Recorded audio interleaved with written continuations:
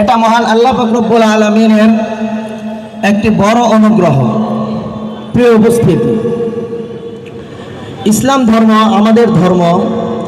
ইসলাম এমন একটি ধর্ম যেটা হচ্ছে একটা কমপ্লিট ধর্ম, একটা কমপ্লিট প্যাকেজ হচ্ছে ইসলাম।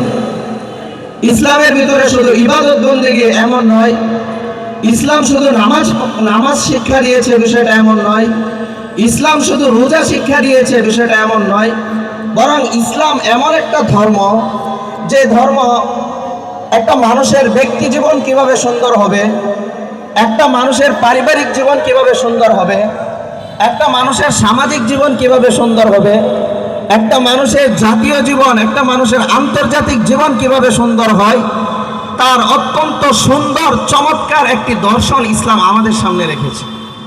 প্রিয় উপস্থিতি, তো ইসলামিক সংস্কৃতি এটা অত্যন্ত ইসলামের একটা গুরুত্বপূর্ণ বিষয়। ইসলাম যেমনিভাবে আমাদেরকে নামাজ রোজা শিক্ষা দিয়েছেন, ঠিক তেমনিভাবে বৈধ পন্থায় আমাদেরকে বিনোদন দেওয়ার জন্য ইসলাম সুযোগ রেখেছে। এই ধরনের ইসলামের সাংস্কৃতিক ইতিহাসগুলো আমরা লক্ষ্য করলে দেখি খুবই মজবুত।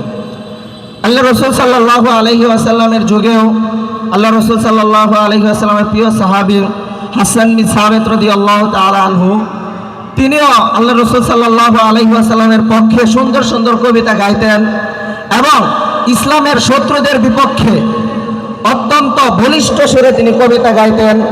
এমনকি আমরা জানি আল্লাহ রসুল সাল্লাল্লাহু আলাইহি ওয়াসাল্লাম ওনার জন্য একটা আলাদা জায়গাও করে দিয়েছিলেন। সেখানে থেকে তিনি ইসলামের পক্ষে এবং ইসলামের শত্রুদের বিপক্ষে সুন্দর সুন্দর কবিতা আবৃত্তি করতেন। তো প্রিয় উপস্থিতি, হুজুর মঞ্চে চলে এসেছেন, এখন আর কথা বলার সময় নেই। তো যে কথাটা আপনাদেরকে বোঝাতে চেয়েছি যে ইসলাম আমাদেরকে যে সুন্দর একটা সাংস্কৃতিক দর্শন দিয়েছেন, ইসলামের গণ্ডির ভিতরে থেকেও যে আমরা সংস্কৃতি চর্চা করতে পারি, সুস্থ সংস্কৃতি চর্চা করতে পারি, সেটার সুযোগ ইসলাম আমাদেরকে দিয়েছেন।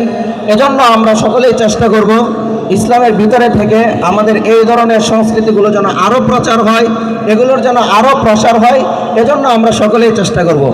আর আপনারা জানেন আজকে আমাদের এই কওমি ও জেনারেল শিক্ষার্থীদের উদ্যোগে এই জলসা ইত্তেহাদ, গত বছর যখন দেশের প্রেক্ষাপট পরিবর্তন হলো, 5 আগস্টের পরে যখন দেখা গেল যে মানুষের মনস্তান্ত্রিক একটা পরিবর্তন হলো, তখন আর এদেশের ইতিপূর্বে যেমন দেখা গিয়েছে যে আমাদের স্কুল কলেজের ভাইরা তারা নিজেদেরকে একটু আলাদা আলাদা করে রাখতো কেমন যেন আমাদের থেকে, কিন্তু এই 5 আগস্টের এই বিপ্লবের মধ্যে দেখা গিয়েছে বিপুল পরিমাণ মাদ্রাসায় ছাত্র ভাইয়েরা অংশগ্রহণ করায় 5 আগস্টের পর থেকে আমাদেরও একটা অবস্থান, আমাদের মাদ্রাসার ছাত্রদের একটা অবস্থান তৈরি হয়েছে।